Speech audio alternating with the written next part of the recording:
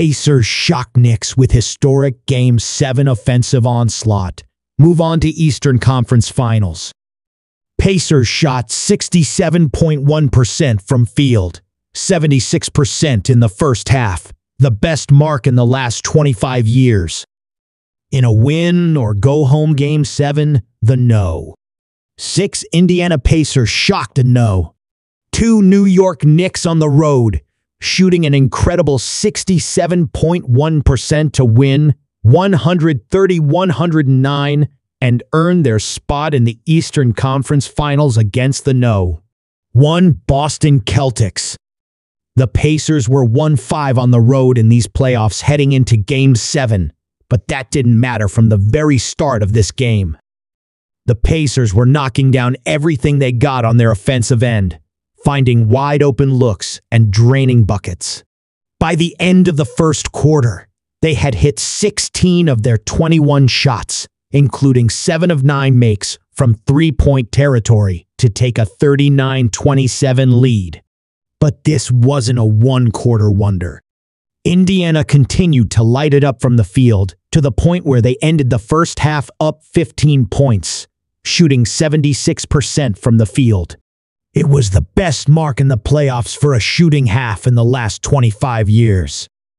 That's the type of performance you want to see from your team on the road in a must-win game to keep the season alive. And it was the Pacers stars Tyrese Halliburton and Pascal Siakam getting the job done. Halliburton led the Pacers with 26 points, including 6 of 12 from three-point land for the day.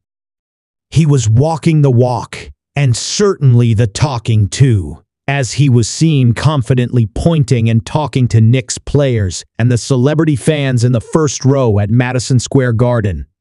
Siakam was also highly efficient, going 8 of 15 from the field for 20 points with 4 rebounds.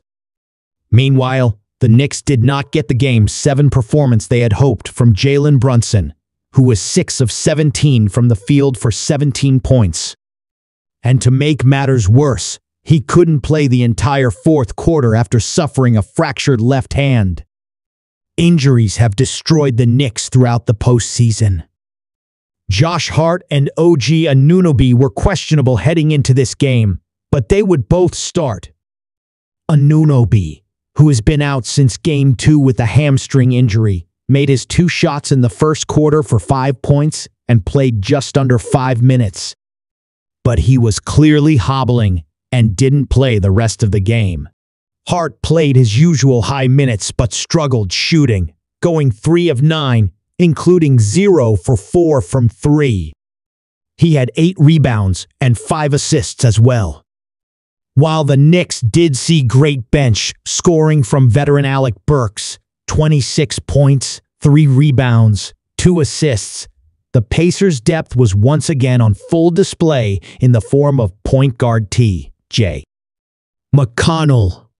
He went 6 of 8 from the field for 12 points with 7 assists, as the Knicks had no answer yet again for his quick drives and shifty movements in the lane. Isaiah Jackson also added 9 points for the Pacers. Every single starter would finish in double figures scoring, as Aaron Nesmith was a perfect 8 of 8 from the field for 19 points. Miles Turner was 7 of 11 for 17 points, and Andrew Nembhard was 8 of 10 with 20 points. For the Knicks, Donte DiVincenzo was trying his hardest to cut into the Pacers' lead, which ended up getting down to 6 at one point in the third quarter. But it was to no avail. DiVincenzo finished with a game-high 39 points on 11 of 21 shooting, including 9 of 15 from 3. The Pacers caught fire at just the right time in this series, especially after head coach Rick Carlisle said it was embarrassing how they were blown out at MSG in Game 5.